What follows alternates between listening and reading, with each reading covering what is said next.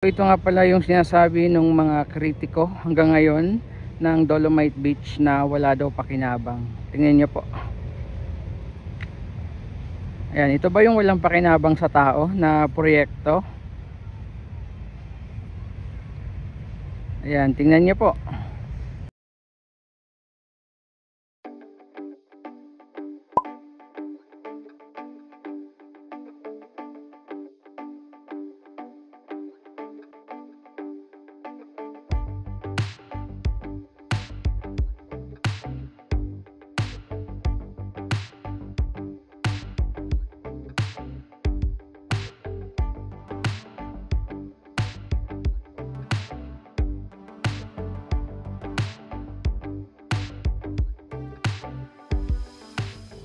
Okay, so ito nga pala yung sinasabi ng mga kritiko hanggang ngayon ng Dolomite Beach na wala daw pakinabang.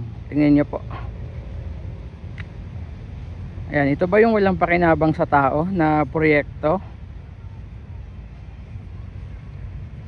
Ayan, tingnan nyo po. So yes po, magandang araw and welcome sa ating video muli dito sa loob ng Dolomite Beach. Araw po ng Linggo, October 26, 2025. Medyo maraming tao ngayon, no? Ganda rin ng panahon natin, maaraw na maaraw, blue sky. Tapos ang ganda ng ating beach area, oh, ang linis. Tapos syempre, mga kababayan natin na namamasyal, yung iba nakasilong kasi medyo mainit na. Ang oras natin 7:40 ng umaga, no? Pero medyo mainit na dito. Ayan, ikot ko muna yung ating camera para makita nyo yung itsura ngayon ng ating Dolomite Beach area. So sobrang ganda niya doon sa footbridge kanina, no, nung nakuhanan ko ito. Ayan. So bago ang lahat, silip muna tayo sa dagat. Medyo mababa yung water level ngayon, low tide. And nakakatuwa kasi daming tao ngayon. Talagang pamilya yung present ngayon dito, no, sa loob po ng Dolomite Beach. Tingnan nyo, oh. Ayan. Nakakatuwa kasi pamilya yung nandito ngayon sa loob po ng Dolomite Beach. Yung iba nga, mga bata, talagang nakatanggal na yung damit. Pero syempre bawal pa rin pong maligo dito sa Dolomite Beach area natin. Tapos nandito naman yung ating mga Manila Bay Warriors po. Ayan, tuloy-tuloy pa rin yung linis dito. Araw-araw naman po yan naglilinis sila dito. Okay, so silip muna tayo sa dagat. As usual, ganito yung view pag low tide dito. Ayan, oh. Sarap ng hangin. Kahit medyo mainit, no? Pero masarap yung hangin. Sarap ng simoy ng hangin dito. Ayan, tingnan nyo po. Daming mga nakalusong sa dagat.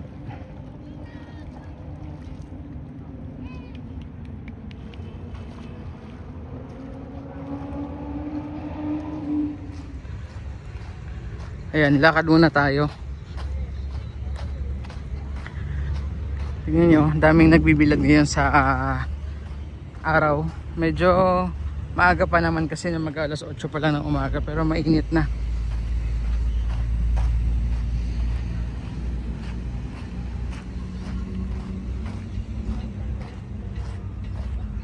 Ayan, dami namamasyal ngayon.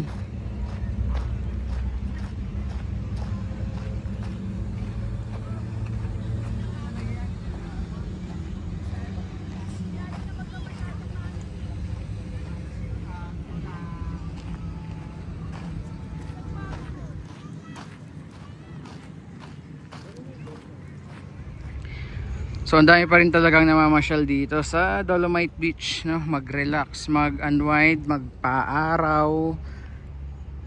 Isa sa mga legacy ni former President Duterte.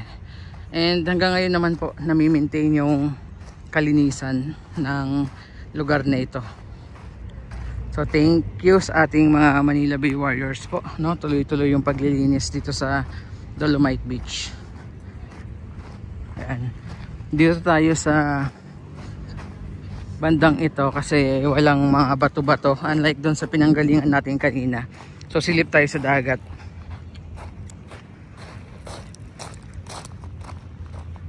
Yung kanina kasi doon sa may unahan na medyo mabato. Tsaka malumot dito. Although malumot, hindi naman po mabato. Ay, ang daming isda oh. Wala na.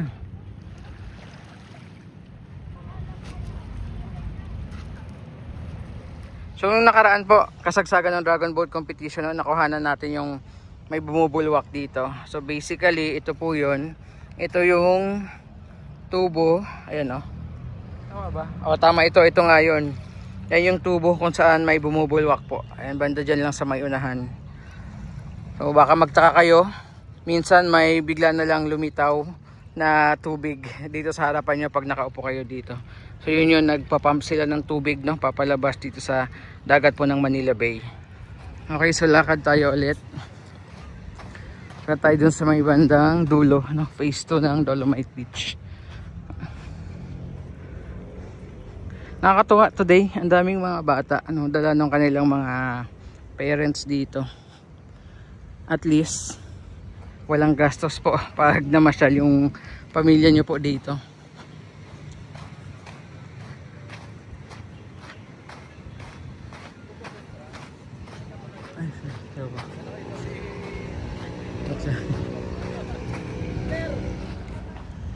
Ay, dahil mga tayo dito. Yung area na to pala, ito. Kasi merong harang dito. Madalas ito yung venue nung Dragon Boat Competition. Ayan yung may harang na to papunta doon. So ito yung area na to, kung makikita nyo, may traces pa nung pinasadahan nung equipment, no, every maintenance day. Dito sa kabila, ayan, planchado naman ito. Ayan, so lakad na tayo. Pasyal tayo doon sa may bandang dulo. Pero ganda ng dagat, o kahit low tide, tapos litaw na litaw yung malumot na area. Ayan o, mga Dolomite pebbles po yan, yung mga malulumot. Ay, mga Dolomite pebbles. Pero malinaw yung dagat, kasi kung titingnan nyo dito sa walang lumot, oh, linaw. So hindi ko lang alam kung kita sa camera, pero ang dami ng mga malalaking isda, oh. Parang mga banak ata ito. Ayan oh, tingnan nyo po. Not sure lang, no, kasi medyo madilim sa area na yan kasi malumot and low tide nga, pero ayan, daming isda. Malalaki na, parang mga isang dangkal. Lalaki oh. Ayun. Kaso nga lang medyo madilim yung dagat kasi malumot yung area. Ano, malumot yung mga Dolomite pebbles. Pero pag nandito kayo sa gilid, kitang-kita nyo yung mga isda. Mga isang dangkal na yung haba at laki ng mga isda. Yan sila oh, dami. Hindi na ko pa napapansin yan, kaso nga lang medyo madilim yung ilalim ng dagat. Yan sila oh. Kita ba? Dami niyan.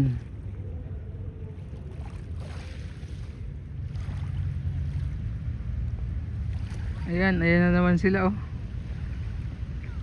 Sayang kasi madilim yung ilalim ng dagat, pero ang dami nila. Ayan oh. Parang mga banak nga ata ito. Lalaki na. Ayan. Dito naman ito medyo maliliit ito, pero madami-dami din ng mga isda. Unlike yung kanina, no, mas malalaki, isang dangkal na. Ito oh, dami rin nila, daming isda. Parang ilang araw na tong maraming isda. Yun nga lang, ngayon lang tayo ulit nakapasyal dito sa Dolomite Beach. Na busy tayo itong mga nakaraang linggo. So malapit na tayo dito sa may bandang dulo ng Dolomite Beach. Ay, yung mga kalapate. Pasilip ko sa inyo yung dito na area oh. Yan.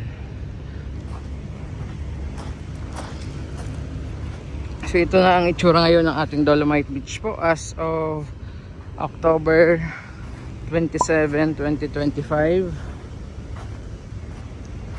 Yan. maganda pa rin naman. And ang importante malinis, no? Nami-maintain pa rin. Everyday naglilinis. And mabango pa rin yung simoy ng hangin. 'Di ba? Unlike dati na amoy dumi ng tao, amoy burak.